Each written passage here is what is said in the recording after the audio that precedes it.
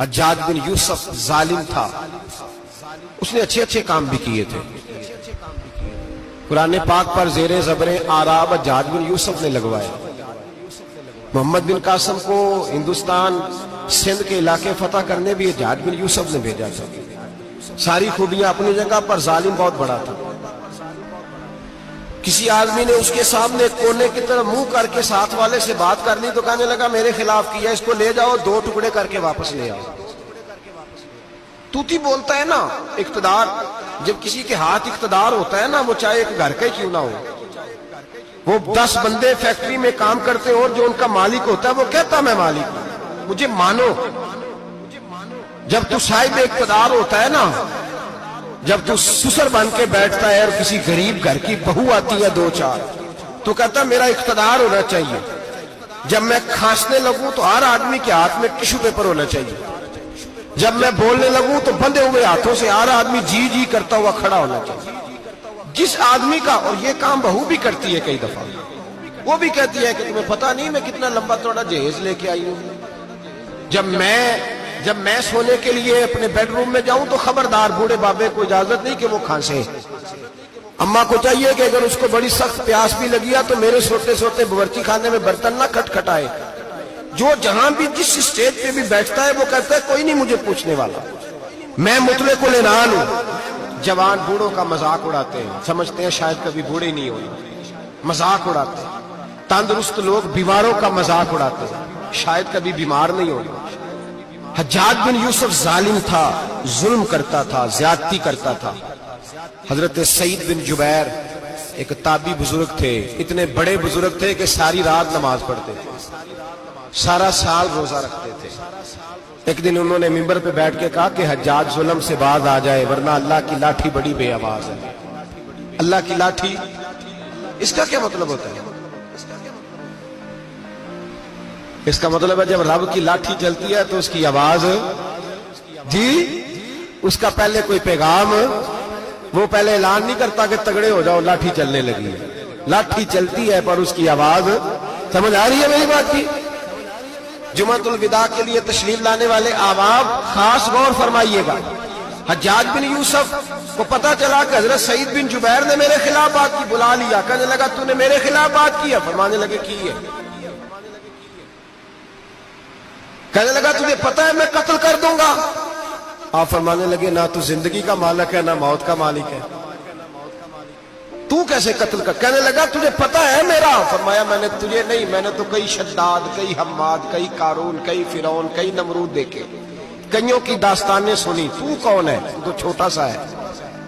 ایک جملہ ہے ملا جلال الدین رومی کا، بڑے درویش تھے، ایک بات کہہ گئے، کہنے لگے نمرود جتنے پیسے نہیں، فرعون جتنی حکومت نہیں، قارون جتنی دولت نہیں، ورنہ فرمانے لگے میرے زمانے میں بھی کئی لوگوں کا خدا بننے کو دل کرتا ہے، کئی لوگوں کا دل کرتا ہے، لیکن نمرود جتنے پیسے، فرعون جتنی طاقت اور قارون جتنی دولت نہیں، ورنہ ہو سکتا ہے لوگ دعویٰ کر جائیں معاذ اللہ ثم معاذ اللہ۔ یہ آج سے کئی 100 سال پہلے وہ کہہ رہے ہیں، آج تو حالات بڑے ابتر ہیں، اس کی نسبت خطرناک۔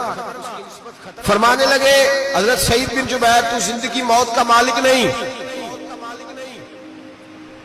کہنے لگا پکڑو، قتل کرو اسے، لے جاؤ۔ جب پکڑ کر کھینچ کر لے جا رہے تھے نا تو حضرت سعید بن جبیر مسکرانے لگے۔ اب ظالم کے سامنے مسکرائے تو اس کو بڑا غصہ آیا، یہ میرا مذاق اڑاتا ہے؟ بلا لیا، ادھر آؤ، کیوں مسکرا رہے ہو، کیا ہوا؟ تو حضرت سعید بن جبیر کہنے لگے میں مسکرا رہا ہوں تیری بیوقوفی پر اور اپنے اللہ کی دی ہوئی ڈھیل پر۔ میں مسکرا رہا ہوں کہ یا اللہ کیا بات ہے، کیا تیرا شان ہے، کیسے لوگوں کو ڈھیل دی ہوئی ہے۔ میں مسکرا رہا ہوں تیری بیوقوفی پر کہ تو سمجھتا ہے شاید مجھے پوچھنے والا کوئی نہیں۔ کہنے لگا اس کو باہر نہ لے جاؤ، میرے سامنے قتل کرو۔ ٹھیک ہے جی، قتل کرنے لگے تو حضرت سعید بن جبیر نے منہ کعبے کی جانب کر لیا، انی وجہت وجہی للذی فطر السماوات والارض حنیفا وما انا من المشرکین۔ جب آپ نے یہ آیتیں پڑھی نا کہ میں نے منہ کر لیا ہے اپنے رب کی جانب، کرو مجھے قتل، کہنے لگا نہیں نہیں، اس کا منہ پھیرو، کعبے کی طرف ہو کہ قتل نہ ہو، ہے ظالم پر پاگل ہو گیا ہے۔ حضرت سعید بن جبیر کے حوصلے نے شکست دے دی، ناکام ہو گیا، مخبوط الحواس ہو، کہنے لگا اس کا منہ پھیر دو۔ جب کعبے سے پھیرا تو آپ فرمانے لگے للہ المشرق والمغرب فإنما تولى فثم وجه اللہ۔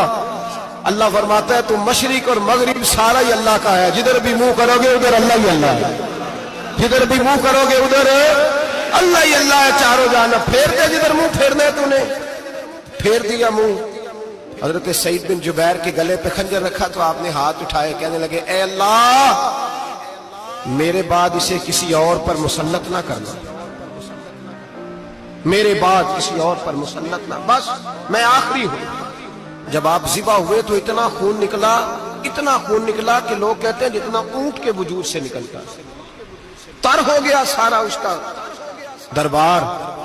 ایک سمجھدار آدمی کو بلا کے کہنے لگا اتنا خون میں نے بڑے بندے قتل کرائے ہیں پر اتنا خون نہیں نکلا۔ تو وہ کہنے لگے لوگ مر جاتے ہیں، مرتے وقت ڈر جاتے ہیں، سہم جاتے ہیں، خون سکڑ جاتا ہے، لگتا ہے یہ شخص جب دنیا سے گیا ہے تو ڈٹ کے گیا ہے، یہ ڈٹ کے گیا ہے دنیا سے۔ حجاج بن یوسف رات کو سویا تو تڑپ کے اٹھا، کیا ہوا؟ گھر والے کہنے لگے کیا ہوا؟ کہنے لگے سعید بن جبیر خواب میں آئے اور کہتے ہیں اٹھ مجھے بتا تو نے مجھے کیوں قتل کیا، بتا کیوں مارا؟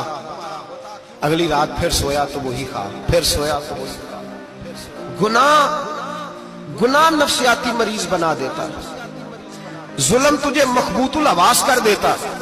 جب تو زیادتی کرتا ہے تو اللہ فرماتے ہیں کہ تو اللہ کو بھولتا ہے، اللہ تجھے اپنا آپ بھلا دیتا، پھر تو بھول جاتا ہے، پھر تو سیدھے رستے پہ چلتا ہے پر بھٹک جاتا ہے، پھر تو صحیح رستوں کا تعین کر کے بھی گمراہ ہوتا ہے، پھر تو روز وہی گاڑی چلاتا ہے پر اب جب تو بریک لگاتا ہے تو نہیں لگتی۔ جب گناہوں کے ساتھ تو مخبوط الحواس ہوتا ہے تو روز وہ کاروبار کرتا ہے، لیکن جب تیرے گناہ تجھے گھیر لیتے ہیں پھر اسی کاروبار میں تو نقصان اٹھاتا ہے۔ حجاج بن یوسف تڑپتا ہے، روتا ہے، یہاں تک کہ بیمار ہو گیا، پیٹ میں درد ہوتی ہے، پتہ نہیں کیا ہوا، تکلیف ہوتی ہے، پتہ نہیں، سارے حکیم طبیب ڈاکٹر کوئی نہ سمجھ سکا کہ بیماری کیا ہے۔ جو بیماریاں خدائی ہوتی ہیں ان کا لوگوں کو پتا، جو آزمائشیں رب کی جانب سے ہوتی ہیں وہ ڈاکٹروں کے ہتھے نہیں چڑھتی، جو تکلیفیں اللہ دیتا ہے ان کا حکیم طبیب علاج نہیں کر پاتے، مشکل، اور شفا اسی وقت ہوتی ہے جب اللہ دینا چاہے، اور جب رب بھی دینا نہ چاہے تو بڑے بڑے ڈاکٹر کہتے ہیں کہ ہمارے بس کی بات نہیں رہی۔ بغداد سے حکیم آئے، پیٹ دیکھا، کہنے لگے نہ تیرے معدے میں کوئی دقت ہے، نہ تیرے جگر میں، نہ کسی اور جگہ، ماجرا کیا ہے؟ ایک آخری علاج ہے، آخری، وہ کیا؟ گوشت کا چھوٹا سا ٹکڑا دھاگے کے ساتھ باندھ کے منہ میں ڈالا اور پھر ایک باریک سا تنکا لے کے اس کو اندر ڈالنے لگے گلے میں۔ وہ گوشت کا ٹکڑا جب حلق کے اندر اتر گیا، اس حکیم نے واپس کھینچا تو کیسے ایسی بدبو آئی جیسی کبھی سونگی نہ تھی۔ جانور کیڑے مکوڑے لگے ہوئے باہر نکلے، اور جب دیکھا تو جتنے محل میں لوگ بیٹھے تھے چلاتے ہوئے نکل گئے کہ یہ کیا مصیبتیں ہیں۔ حکیم بھی اٹھ کے دوڑنے لگا، کہا تجھے کیا ہوا؟ کہنے لگے حجاج تیری بیماری زمینی نہیں، تیری مصیبت زمینی نہیں۔